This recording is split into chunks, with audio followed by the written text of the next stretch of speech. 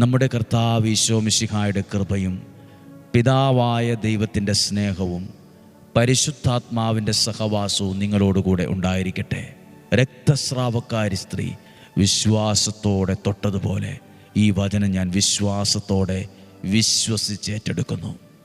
അതെൻ്റെ കുടുംബത്തിനകത്തൊരു സൗഖ്യമായി മാറണം. എൻ്റെ ലൈഫിൽ അതൊരു വിടുതലായി മാറണം. എൻ്റെ ജീവിതത്തിൽ പുതിയൊരു വഴി തുറന്നു കിട്ടണം. ജോലിയുടെ പ്രശ്നമുണ്ട്, സാമ്പത്തികത്തിൽ വലിയൊരു ഭാരമുണ്ട്, കുടുംബത്തിനകത്ത് ഒത്തിരി അസ്വസ്ഥതകളും അകലങ്ങളും ഉണ്ട്. എന്തു ചെയ്യണം എന്നറിയാതെ ആകെ കുഴഞ്ഞു മറിഞ്ഞൊരു സാഹചര്യമാണല്ലോ.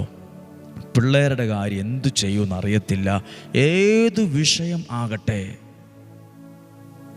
വെല്ലുവിളിയാണോ, കേസിടപാടുകളാണോ, പ്രതിസന്ധിയാണോ, ചതിയിൽപ്പെട്ടതാണോ, ഒറ്റപ്പെട്ടതാണോ, എന്തു വിഷയമാകട്ടെ, വിശ്വാസത്തോടെ പ്രാർത്ഥിക്കുക. ദൈവത്തിൻ്റെ കരം നിന്നെ എഴുന്നേൽപ്പിക്കും. ദൈവത്തിൻ്റെ കരം വിടുതൽ നൽകും. ദൈവത്തിൻ്റെ കരം സൗഖ്യം നൽകും. ഇന്നത്തെ എല്ലാ പ്രവൃത്തികളും അനുഗ്രഹമായിരിക്കും.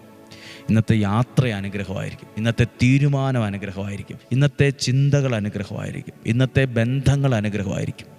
ഇന്ന് കഴിക്കുന്ന ഭക്ഷണം ഒരു അനുഗ്രഹമായിരിക്കും. ഇന്നത്തെ യാത്രകളെല്ലാം അനുഗ്രഹമായിരിക്കും. ഇന്ന് വീട്ടിൽ വരുന്നവരൊരു അനുഗ്രഹമായിരിക്കും. ഇന്ന് ആർക്കൊക്കെ കൈ കൊടുക്കുന്നോ, ആരോടൊക്കെ മിണ്ടുന്നോ, അവർക്കൊരു അനുഗ്രഹമായിരിക്കും.